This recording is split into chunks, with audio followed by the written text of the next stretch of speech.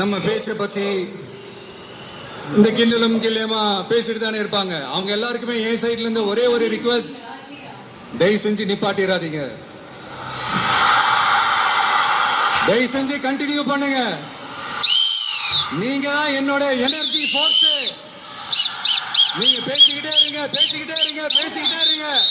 நான் மக்களுக்கு தேவையான நல்லதை செஞ்சுக்கிட்டே இருக்கேன், செஞ்சுக்கிட்டே இருக்கேன், செஞ்சுக்கிட்டே இருப்பேன்.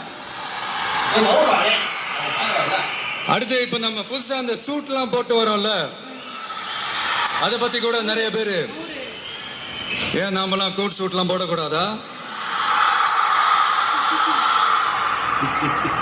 அதிகாரம் செய்யறவங்களும் ஆதிக்க சக்திகளும் மட்டும்தான் கோட் சூட் எல்லாம் போடணுமா என்ன? அப்பெல்லாம் எதுவுமே கிடையாது. நான் என்ன கலர் கலராவா போட்டு வரேன்? ரெண்டே கலர், நம்ம எல்லாரும் மனசு மாதிரியே பிளாக் அண்ட் ஒயிட். எல்லாத்திலும் பிளாக் அண்ட் ஒயிட்டா இந்த விஜய் இருப்பான் அப்படின்னு காட்டுறதுக்கு தான் அந்த கலர். அடுத்து அந்த பிளாக் கூட யாரை குறிக்கும் எதை குறிக்கும்ன்றது நான் சொல்லிதான் தெரியணும்னு அவசியம் இல்லை, அது உங்களுக்கே நல்லா தெரியும். எல்லாத்துக்கும் இப்படி வழக்கம் சொல்லிக்கிட்டு நச நசன் பேசுற டைப்பும் நம்ம கிடையாது. உங்களுக்கே தெரியும், அதிகபட்சமா எல்லா மீட்டிங்லும் 20 நிமிஷம்குள்ளதான் நான் பேசியிருக்கிறேன். அதனால இப்ப மக்கள் என்கிட்ட என்ன சொல்றாங்க அப்படின்னா, இந்தப்பா விஜய், நீ எங்களுக்காக உழைக்கிறதுக்காக வந்திருக்கிற, அந்த வேலையை மட்டும் பாரு, உன்னை பத்தி பேசுறவங்கள நாங்க பாத்துக்கிறோம்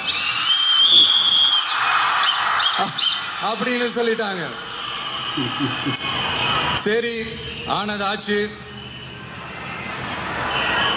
இப்ப என்ன உனக்கு எதிரிகளே இல்லையா அப்படின்லாம் கேட்டா